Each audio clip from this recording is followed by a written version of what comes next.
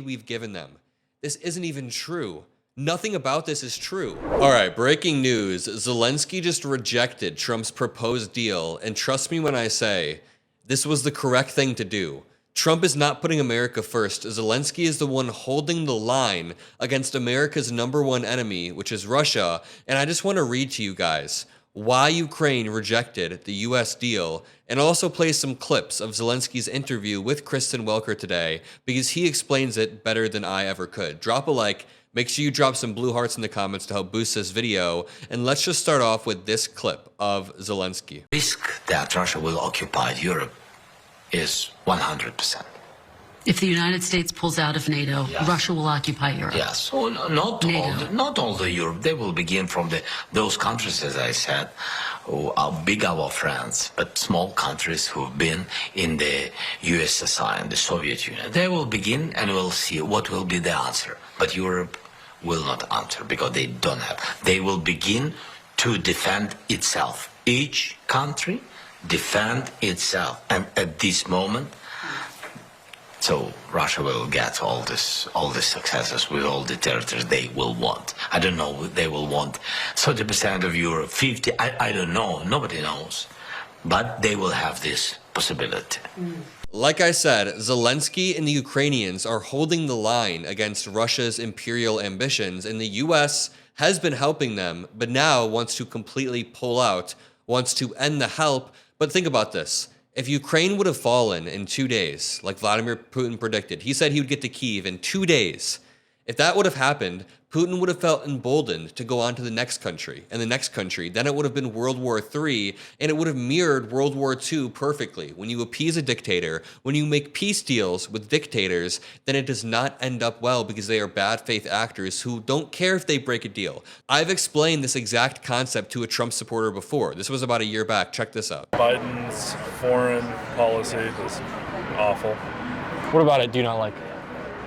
I don't like how he's stoking the flames of war, basically.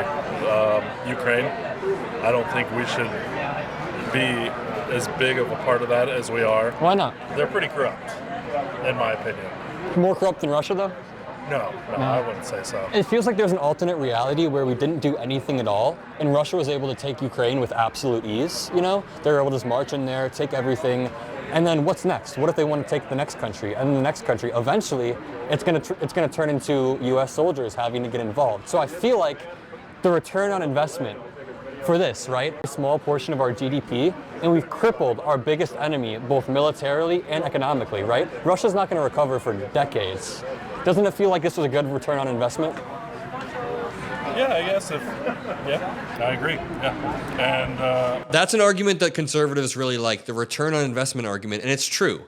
We spent trillions of dollars in the Middle East and got nothing out of it, yet when we send a very small portion of our military budget and just old military weapons, you know, that's what we're sending to Ukraine, old military weapons, and conservatives begin to freak out. And that's exactly why Zelensky rejected this peace deal, because it wasn't a peace deal. It was an exploitative arrangement that guaranteed no real security for Ukraine or for Europe. And this reads, Ukraine rejects U.S. demand for half of its mineral resources. President Vladimir Zelensky publicly faulted the American proposal because it did not include security guarantees. President Zelensky, during a closed-door meeting on Wednesday, rejected an offer by the Trump admin to relinquish half of the country's mineral resources in exchange for U.S. support, according to 5 people briefed on the proposal. And he's clearly justified, especially because Trump is doing his negotiations behind closed doors with Putin only, and then presenting the deal later to Ukraine when it should be the other way around. Ukraine should be the primary voice in determining what happens during these negotiations because they're the country being attacked. They are our Western ally, and they should be determining what a peace settlement looks like, but Trump is outsourcing it to Putin, which is equally as disgusting. Zelensky even said he's not going to take a deal if Putin is the one who is negotiating. That President Trump said this week. He did not say yes when he was asked if he sees Ukraine as an equal member in the peace process. He did say later that Ukraine would have a seat at the table. Have you been given any assurances that Ukraine will have an equal seat at the negotiating table? So I will never accept any decisions between the United States and Russia about Ukraine.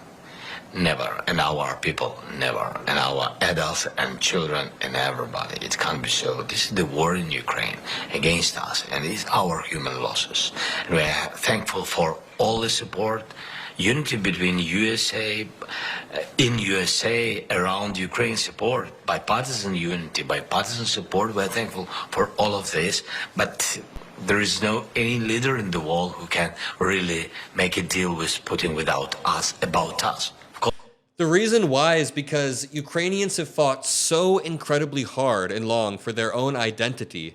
They want their own identity on the world stage, so to have other countries making decisions for them strips away their sovereignty, number one. Number two, it only emboldens Putin to retry, to reinvade in a few years, because that's the Russian strategy with the military. When you build a military economy, you can invade a country, kind of pause when it's convenient for you, do a peace deal, quote unquote peace deal. But if you're a bad faith actor, then you just reinvade when you're slightly stronger. That's exactly what Russia would do. And that is what Trump is emboldening Russia to do by negotiating with them. You don't give them any leverage. You don't give them any ground. And that's why the Trump peace deal is so incredibly offensive. It is offensive to Ukrainian people because he said, hey, you give us half of your mineral resources and we'll negotiate with Putin and see what happens. That means there would be no security guarantees, no joining of NATO, no returning of previous borders.